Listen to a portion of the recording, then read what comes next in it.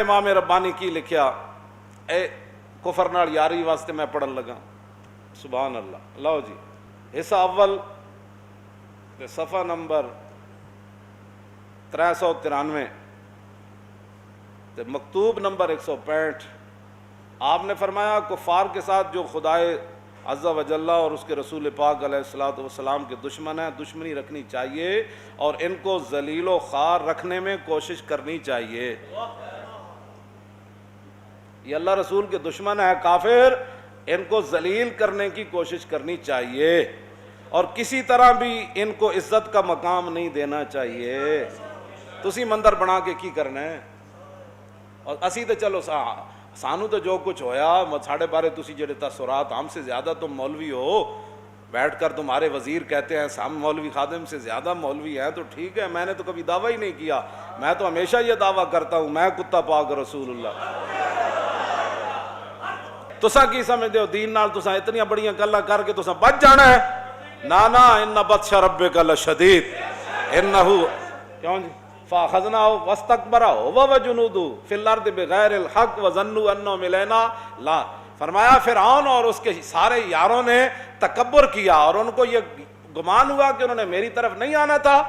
اگے فاخذناہ وجنودہ فنبذناہم فی الیم, کیسا چاسڑ مطلب گل ہے. فرمایا ہم نے فرعون کو بھی پکڑا اور اس کے سب یاروں کو دریا میں ڈبو دیا.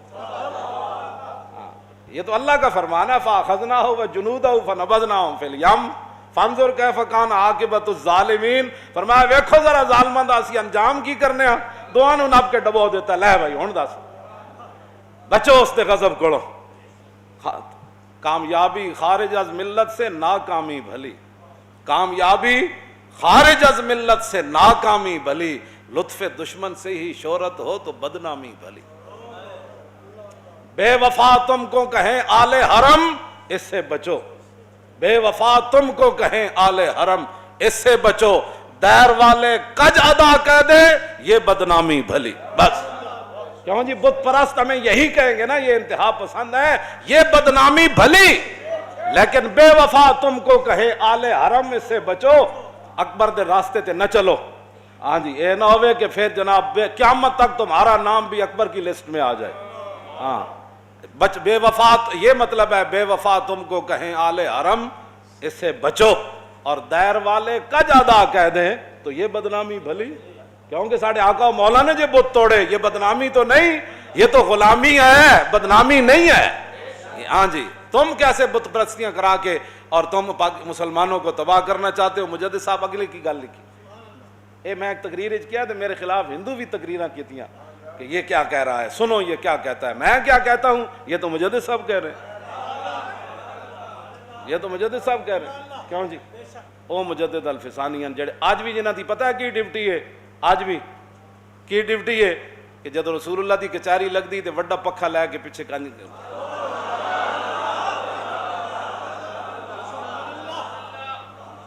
مولانا بدر الدین سرہندی کی فرما دیں مجدد صاحب جتے میں اس واسطے اتنی وڈی انہاں دے حوالے دے رہا ہاں تاکہ ایک کوئی سانو تو لوگ پرا کر دیں دے نا یہ مولوی بخشے جگہ تو اسی بھی بخشے جاواں گے, لیکن گل اس بابے دی کرو. وہ ہند میں سرمایہ ملت کا نگہباں ہے, ہاں وہ ہند میں سرمایہ ملت کا نگہباں ہے. اس کی بات تو مانو, اس کی بات تو مانو. جہاں اقبال نے بھی جا کے اپنا ماتھا ٹیک دیا, اس کی تو بات مانو, ہماری نہیں مانتے.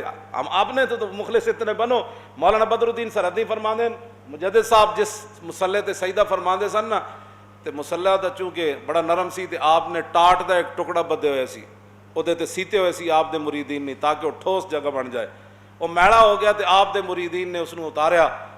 مولانا بدر الدین سرہندی فرما دے انہوں نے جدو اتاریا تے سارے مرید کھڑے سن تے میں وچ چک لیا تے میں انہوں چک کے اپنی پگڑی دے وچ رکھ دیتا, انج وچ رکھ دبا دیتا. کہندے میں شامی گھر گیا, میں پگڑی اتارن دا یاد نہ رہا تے میں پگڑی سمیت سو گیا.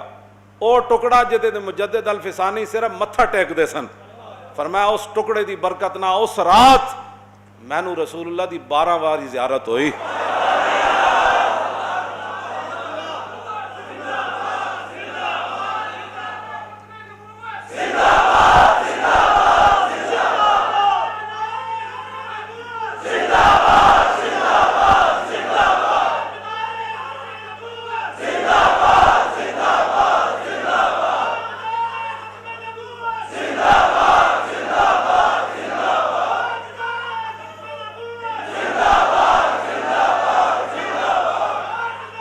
ختم نبوت۔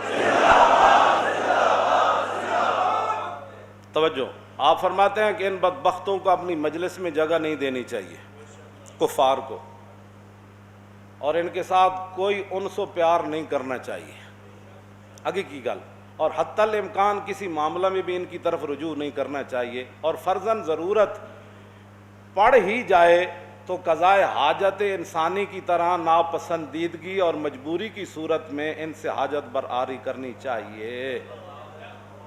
فرمایا کافراں نال یاری نہیں ٹھیک، جو کوئی انہاں نال تعلق بھی نہیں ٹھیک، جے کرنا پہ ہی جائے کوئی معاملات انجی ایوے جے میں بندہ لیٹرین جانا مجبوری، تے لیٹرین جا کے بندہ لیٹرین نال پیار تے نہیں نہ کردا۔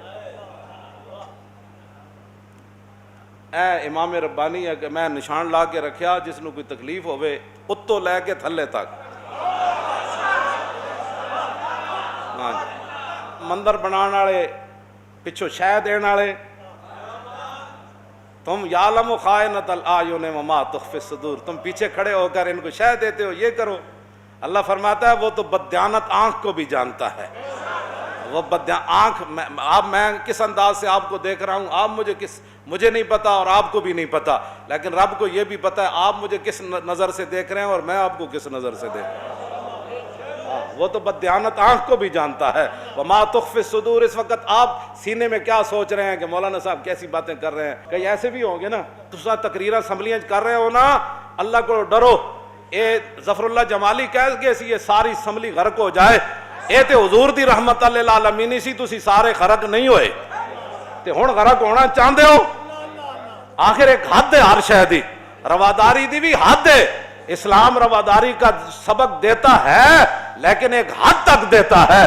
ہاں یہ نہیں باتیں کہ تم اسلام کے نام پر بنا ہوا ملک ہے اور وہاں تم مندر کی باتیں شروع ہو گئی، مسجد کا تم نے کبھی نام نہیں لیا، اسلام کی کبھی تم نے ترجمانی نہیں کی، تمہارے منہ کے اندر پھوڑے نکلے ہوئے ہیں، ساری زندگی کبھی ایک بار بھی تمہیں اسلام کی بات کرنے کی توفیق نہیں ہوئی۔ میں نے یہ بددعا نہیں کی، میں اگرچہ آمین کہنے والا ہوں، ظفر اللہ جمالی کی دعا میں میری آج بھی آمین ہے کہ جن جن لوگوں نے ختم نبوت پر ڈاکہ ڈالا، جو خاموش رہے یا ان کی گود میں جا کر بیٹھے اور فیض آباد کے خلاف باتیں کرتے رہے، یا اللہ ظفر اللہ جمالی کی بد دعا ان کے خلاف پوری فرما دے۔ میں آج بھی اس کا آمین، میں آج بھی اس کی دعا پر میں آج بھی آمین کہتا ہوں۔ آخر اس نے دیکھا تھا نا تم نے کیا کیا اسمبلی میں، آج تم باتیں کرتے ہو سارے اور پھر اس حد تک چلے آئے ہو۔